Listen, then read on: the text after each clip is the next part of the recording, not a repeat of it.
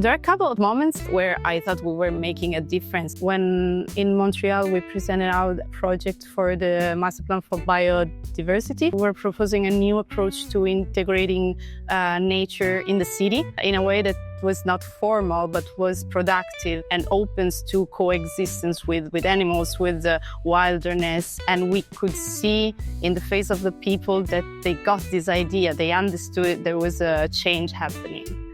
Guarda, più che il primo albero, ricordo il primo grande masterplan che ho fatto con Andrea, se devo essere sincero.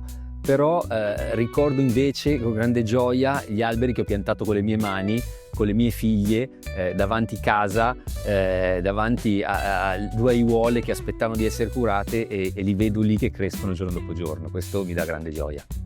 Well, land in 35 years since in the Land Research Lab we're working on how we can make sustainability measurable and plannable. It's a lot of innovation we're working on, how we can use remote sensing in the intersection of artificial intelligence, how we can predict ecosystemic services.